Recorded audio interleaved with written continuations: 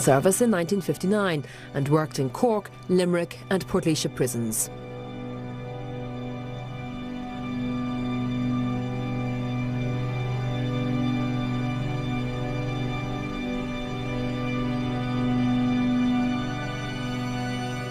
Brian was shot in the back of the head at 10:49 on the night of Friday, the 25th of March 1983. The gun used was a .38 special caliber revolver.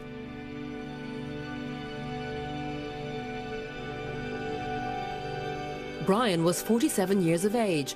His three sons were 14, 13 and 12 when their father was shot. Brian's son Austin Stack followed in his father's footsteps and became a prison officer. My father and my mother went on a holiday to America. So that would have been the summer before, which would have been about 8 months before he was shot. This picture here was actually taken in Alcatraz in San Francisco. And on the back of the picture was held by the Pope at the time that my father was in a coma. His whole life revolved around his family. From a very small age, we were, he'd set up a little ring in the house, and we'd all have boxing gloves, and we'd all spar with each other. And when we were old enough, we went down to the boxing club. He was an international boxing referee and a judge. Saturday evenings was always boxing evening, and we'd be down to the local club, or if there was a tournament on somewhere, we'd be heading off to that.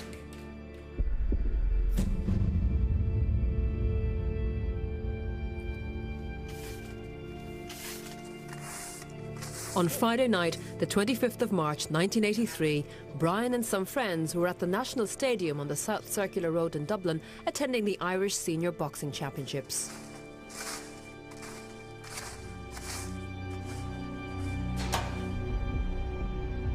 Brian crossed the road to Washington Street, where his friend's car was waiting.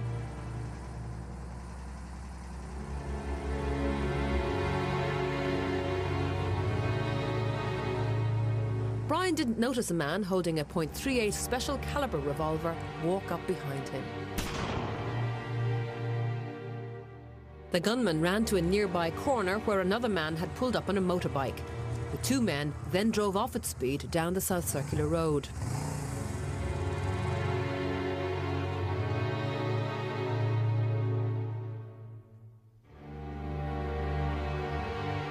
Brian Stack didn't die that night. Two doctors helped save his life, but he was in a coma and paralysed.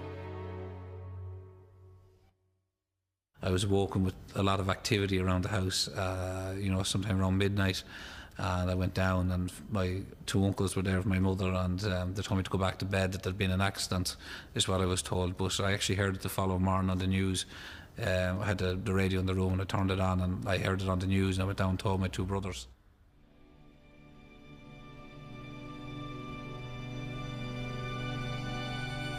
It's kind of a long time waiting to see him, and my mother was up and down every day, and we didn't know whether he would actually pull through at that stage or not. And when he did wake up, he was very badly brain damaged. He was paralysed from the neck down. He was kind of deaf in one ear.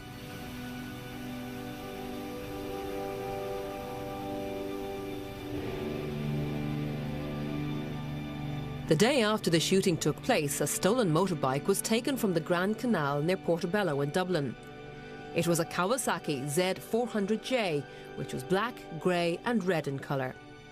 It's believed that this was the bike used by the gunman and his accomplice. The original number plate was altered to read 76GZI. The gunman was described by witnesses as being about 25 or 26 and about 5 foot 8 inches tall. The man on the motorbike was 20 to 25, 5 foot 9 to 5 foot 11. He wore a white bell-make type helmet. Gardaí have photo fits of two men who were seen on the day of the shooting and in the area some days prior to the shooting. He came home, we had a room specially adapted from, we had a special bed brought in, we had a hoist put in the room to take him in to have a shower and that. There was one time when I was actually shaving him, and he started to cry, and you could see that he was crying because his 15-year-old son was actually shaving him. Brian was shot on the 25th of March 1983. On the 11th of September 1984, Brian fell unconscious and stopped breathing. His wife and neighbour managed to resuscitate him, but he never regained consciousness. Brian died on Saturday the 29th of September 1984, 18 months after he was shot. My mother was made a widow at a very, very young age. I have kids, my two brothers, Kieran and Oliver, both have children, and they're beginning to ask questions like, what happened to Grandad? As a family, we've never had any closure. We're more so looking for answers and for closure. Well, this is one of the first cases which has been looked at by the new Garda Serious Crimes Review team. JJ, 24 years since this killing. How can people help now? Well, we welcome any opportunity to revisit this investigation. And this was a major crime in 1983 and in any year in which a high-ranking prison officer was shot and subsequently died. It took more than the two people that were seen in the clip and two people that committed the murder to carry out this shooting. We believe there was a major organisation. A lot of planning went into it. Surveillance had to be carried out.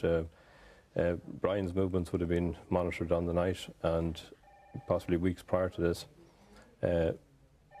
We believe that a lot of people on the periphery would be in a position to give us help. There was a motorbike stolen. It was kept for 2 months. The two shooters were spirited out of the area. So we're appealing to those people who were on the periphery, who may not have agreed with the final outcome of what happened, and after the lapse of 25 years, that we believe that they may now be in a position to give us some assistance and to forward this investigation. The photo fits, we saw them briefly in the film there of the two guys who were probably in their 20s at the time, which means they'd now be, what, late 40s? Yeah, late 40s, early 50s. Significant one here. Yes, that particular photo fit, the driver of the motorbike, he had what was described as a beauty spot or a mole high on his right cheek, and that's possibly significant. That's the only significant. Quite identifiable in many respects, isn't it? It would be, yes. The other guy there, obviously, 24 years later. Yes, that was the technology at the time, and what the investigation had to work with. Certainly, I think the best thing would be possibly the mole on the right cheek. On the other guy. In terms of forensic advances over the last 24, 25 years, presumably it has moved on a lot, and can that help your investigation? Yes, certainly.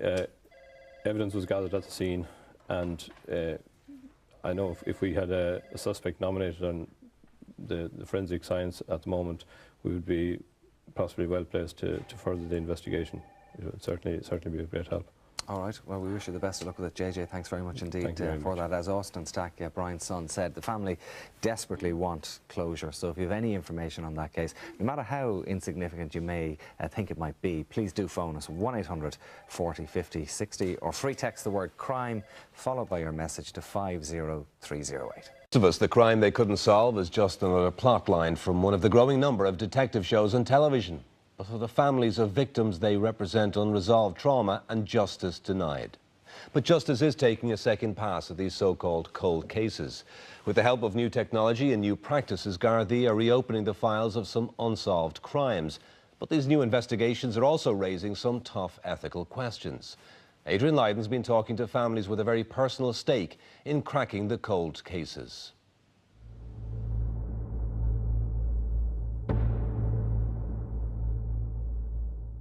These are the faces of the victims of some of the country's most horrific and violent crimes. But what they also have in common is that their murders remain unsolved. Now, for the first time, a special cold case team has been set up to investigate hundreds of cases. Well, we have 207 cases dating from 1980 to today's date. We are looking at the cases and we're carrying out a preliminary examination of each case. and we examine the cases in order to see what opportunities exist at present in relation to, say, witness opportunities. Are the witnesses still available from, you know, the original case? Are there forensic opportunities? Are the suspects still alive? It was late at night in March 1983 when a senior prison officer, Brian Stack, was shot in the back of the neck after leaving a boxing tournament in the National Stadium. He was left severely brain damaged and paralysed from the neck down. He came home for the last 6 months of his life. He needed 24/7 care. He could get very emotional and he could get very childlike. Several instances like spring to mind. One instance, I was actually shaving him and he started to cry. And, you know, things like that just kind of got to him a little bit. He was very brain damaged, as I say. Brian Stack only survived for 18 months following the attack.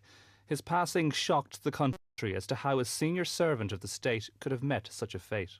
As far as I'm aware, he may have been working on he may have discovered how the Provisional IRA and the other subversives were getting contraband, explosives, ammunition, etc. into the prison.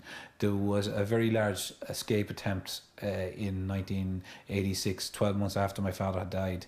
There was 2 guns, there was 20 rounds of ammunition, and there was some Semtex used in that escape attempt. And my gut feeling is that my father knew how that stuff was coming into the prison and that certain people wanted him taken out of Portlaoise at the time. The Garda's investigation into his death didn't go very far. Even a strong witness description of the possible attacker didn't reap any results. An informant gave a couple of names to the Gardaí. They arrested those. When those didn't turn up to be fruitful to the investigation, there seems to have been nothing more done. There was no staff or prisoners from Portlaoise prison interviewed at the time, as far as we're aware. There was no follow-up done on that ID of a person who was standing beside the bike. It just seems that the investigation centred around taking statements off the witnesses on the night and arresting the guys on the word of an informant, and after that it doesn't seem to have been any great detective work done on the case.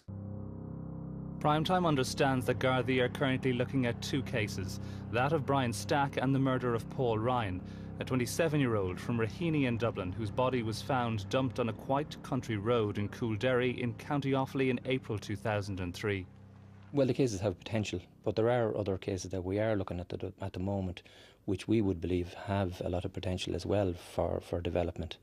Every case that you do look at, you know, you do see something that you can do something with the case, but DNA, forensic science, witness opportunities, they're the very, very strong points that we have to consider in any of the investigations we take on.